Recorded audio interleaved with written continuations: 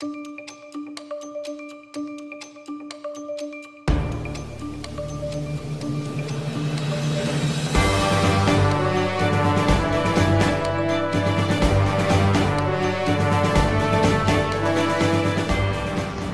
भारत जो है वो विश्व का सबसे बड़ा डेमोक्रेटिक देश है। और जब हम डेमोक्रेसी की बात करते हैं तो शायद आज जब हम आज़ादी का अमृत महोत्सव, एक 75 वर्ष से ज़्यादा आज़ाद होते हुए हम आज़ादी को सेलिब्रेट कर रहे हैं, तो कहीं ना कहीं एक बहुत ही जिम्मेदार नागरिक होने के नाते मुझे ये लग रहा है कि हमारा वोट, हमारा अमूल्य मत कहीं ना कहीं दबा हुआ है। इसका पूरा का पूरा श्रेय, इस दबाने को श्रेय को मैं कहीं पॉलिटिशियन से ज़्यादा अपने नागरिकों को मानती हूँ, टैक्स पेयर्स को मानती हूँ। कहीं ना कहीं ये बात आप लोगों को बुरी लगती होगी, लेकिन मुझे ये लगता है कि चाहे हम स्त्री हैं, पुरुष हैं, जो भी, लेकिन हम एक बहुत ही सक्षम नागरिक हैं इस भारत देश के। लेकिन तकलीफ़ ये है कि हम अपने आप को पहचान नहीं पा रहे। कुछ चंद रुपयों के लिए, साड़ी के लिए, कपड़ों के लिए या छोटी सी किसी फेवर के लिए हमने अपने अमूल्य वोट को बेच दिया है। वो कहावत है ना कि we are suffering not because of bad but we are suffering because of good. जो अच्छे लोग हैं वो साइलेंट है, the good people are silent, that's reason bad people are violent.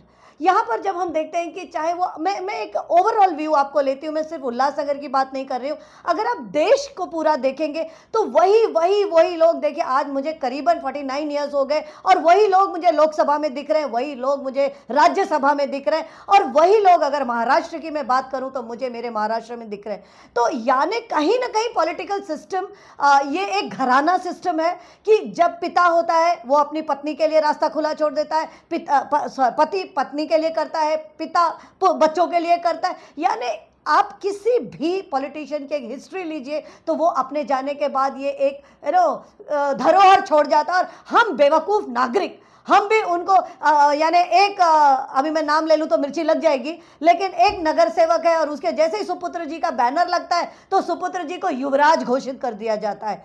तो कहने का ये मतलब है कि भैया युवराज क्यों? ये हमारा देश है, ये हमारा प्रदेश है। और प्रदेश कहाँ से शुरू होता है? प्रदेश शुरू होता है अपने डिस्ट्रिक्ट से, अपने सिटी से। और जब हम टैक्स भरते हैं, आप मुझे ये बताइए कि हम जब अपने घर का एक बजट बनाते हैं, हम अपने जो पिता होते हैं, जो पति होते हैं, जो एक मुखिया होता है, जो भी होता है, उससे हम बहुत सवाल जवाब करते हैं। एक वकील होने के नाते आज मैं ये देख रही हूँ कि हजारों केसेस कोर्ट में भाई भाई के बीच प्रॉपर्टी केस चल रहा है, हस्बैंड वाइफ के बीच प्रॉपर्टी केस चला है, यानी पैसा पैसा पैसा। लेकिन जब देश की बात आती है, जब प्रदेश की बात आती है, जब जिला की बात आती है, जब शहर की बात आती है, तब हम उसी पैसे का हिसाब मांगने के लिए डरते हैं। मुझे ये समझ में नहीं आता है ये चाटुकारिता कितना, मुझे ये समझ में नहीं आता है कि किससे डरते हो आप। अगर हम एक शब्द लेते हैं नगर सेवक, हम ये शब्द लेते हैं नगर सेविका, तो सेवक और सेविका से प्रश्न पूछा जाता है, सेवक और सेविका से काम करवाया जाता है, न कि बार बार उनको शॉल पहनाई जाती है, न कि बार बार उनकी चप्पलें चाटी जाती है।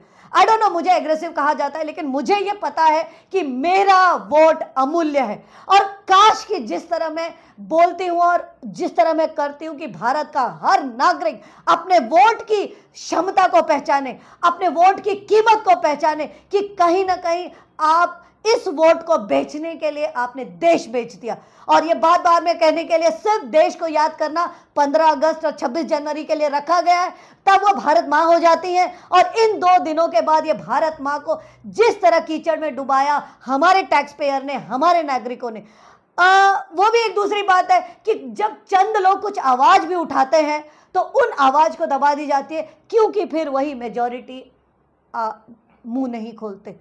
सो इस वोट की आप बात करें तो ये वोट अमूल्य है। मीडिया भारत के आज इस प्लेटफॉर्म से मैं अपने सभी वोटरों को, सभी भाई बहनों को, सभी भारत के नागरिकों को यही आह्वान करूंगी कि आज हम गूगल एज में, आज हम इंटरनेट के एज में, आज इंफॉर्मेशन बह रही है, आज ट्रांसपेरेंट होना चाहिए। प्रधानमंत्री से लेके अगर वो प्रधान सेवक है और शहर पर वो नगर सेवक है, तो इन सेवकों से काम लेना है। शहर हित तभी देश बढ़ेगा।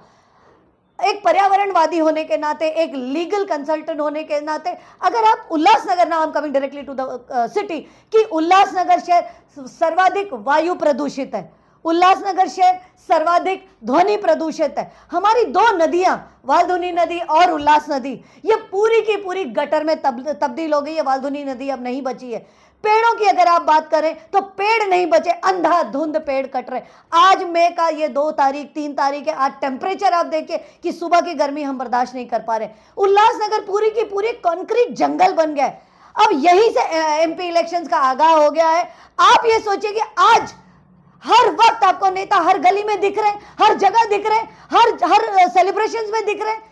लेकिन ये नेता पहले कहां थे? जब अभी अभी कोविड बीता था, तब कोविड में हमें कोई नेता, चाहे वो एमपी हो, एमएलए हो, नगर सेवक हो, कोई नजर नहीं है। लेकिन आज आप मुझे बताइए कि हर एक छोटे से छोटे बर्थडे केक काटने के लिए भी आपको ये नेता मिल जाएंगे। आपको इतने सारे नारियल कहां से आ रहे हैं? विकास कार्य चालू हो गया।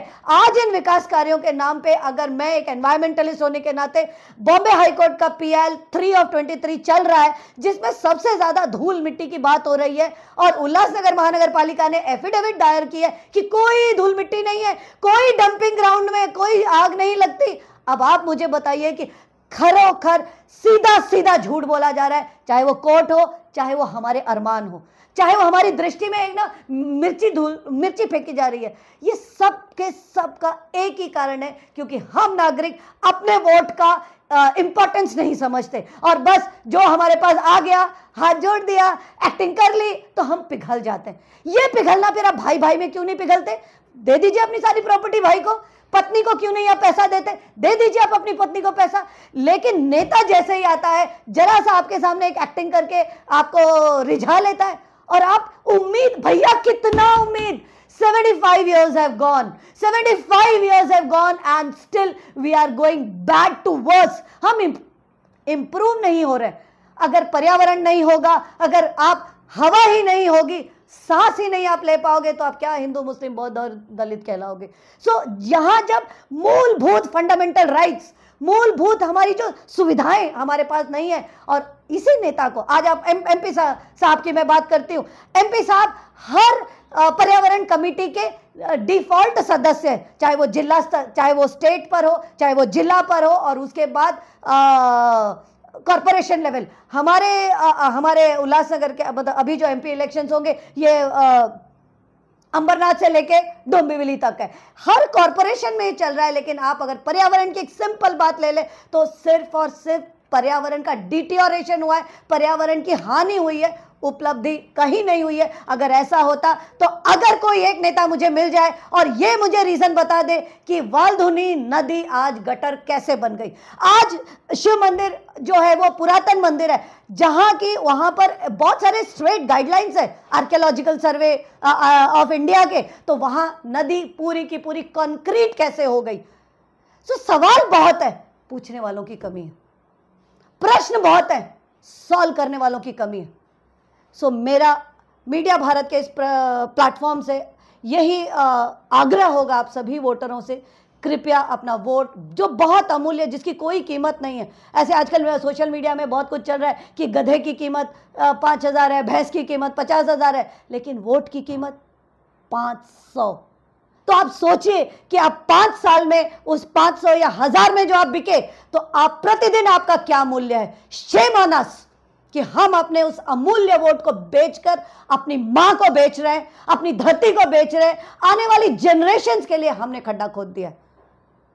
उम्मीद करती हूं मीडिया भारत की यह कोशिश बहुत ही सकारात्मक होगी और कहीं ना कहीं बदलाव होगा।